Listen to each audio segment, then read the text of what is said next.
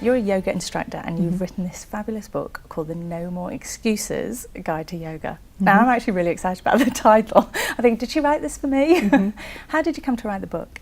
Well, because I'm a yoga teacher, whenever anyone says to me, you know, what do you do? And I tell them, so many people respond, oh yeah, I've been meaning to do yoga, I've been meaning to try yoga. And after hearing this literally hundreds of times, I got to thinking, I'm like, why are all these people wanting to try yoga and not?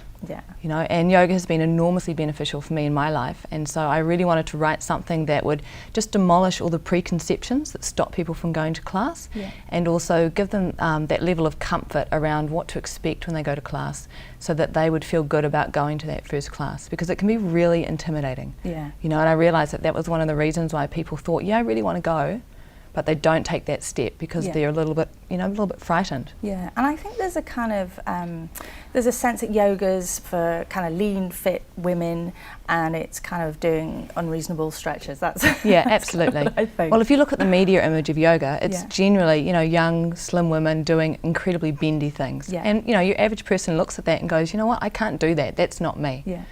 So what I wanted to do was to write a book that says, you know what, yoga is for anyone. You know, it does not matter how flexible you are, because flexibility is a result of doing the yoga. It's not something that you need to have beforehand. You know, and anyone can do yoga. I mean, men do yoga, women do yoga. It doesn't matter how old you are. It doesn't matter what kind of body shape you've got. The idea is just to come to class, and the yoga will always meet you where you are. You see, so there's always the right kind of yoga for the right kind of person. A big part of the book was helping people to understand all of the different yoga that's on offer, so that then they can go, oh, that's the kind of yoga that I need to go and do.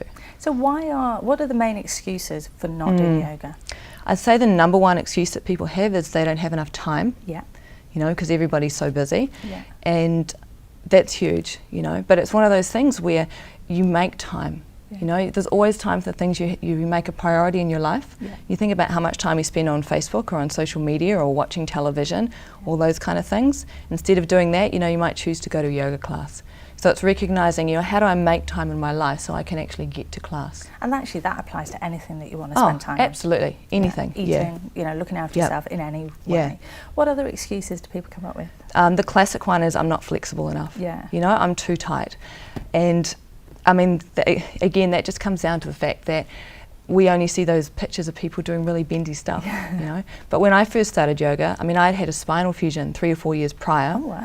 So I was in really bad shape, and I had no flexibility whatsoever. I couldn't even like bend over and touch my knees, let alone touch my toes. So it's been the practice of yoga over time that has improved my flexibility. And that's what people need to realise, is that when you first go to a class, that you might not necessarily be able to do the postures. But it's not about achieving a physical ideal posture. It's about the state of presence that you bring to what you're doing. So the idea when we're doing the poses is that you're really tuning into your breath, and you're paying attention to what's going through your mind, and you're paying attention to what you're feeling in your body. You see, and that in essence, that quality of attention, that quality of presence, that is the yoga. Well, I will confess, for the benefit of everyone else, that actually I've been in yoga classes going, oh, I'm no good at this, you know, and it's this, I guess it's a Western thing about, you know, you've got to be good at everything you do. Totally. You know? And we go in with that idea that we need to be good at it, but when you're having that thought, oh, I'm no good at that, the actual yoga is being able to witness the thought. You see, so that you notice that thought, and you see it, and you recognise that you just let it go. And you come back to your breath, and you come back to the posture, and then another thought will come up, oh, look how bendy he is over there. And you let that go, and you come back inside of yourself and back to your experience. So in essence, you're training your mind.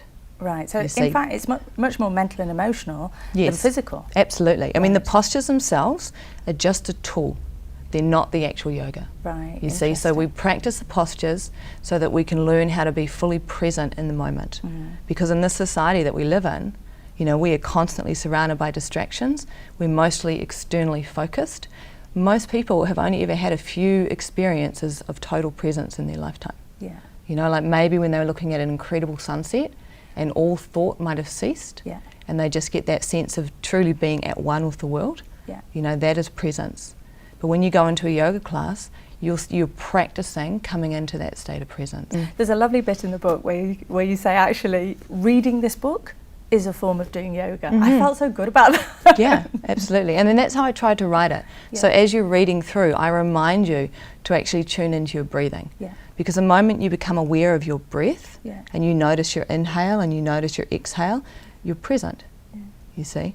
And so you can do that while you're reading a book, so you're no longer up in your mind, you're actually down in your body. So what are the top 3 things that you think people would take from a regular yoga practice?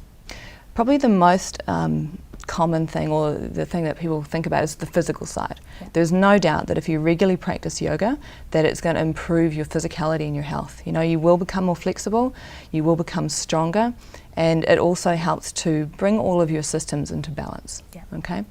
The second thing you'll notice is your mind. You know, like most of us live on the sort of the edge of stress a lot of the time. You know, there's a lot of anxiety, there's a lot of depression. If you practice yoga on a regular basis, it helps you to still your mind, you know, and it just kind of clears everything out. So again, you come to that place of presence. Yeah. And then the third thing you'll notice is what it does for your emotional state of being. Right. You see, so we all have emotions, they come through all the time.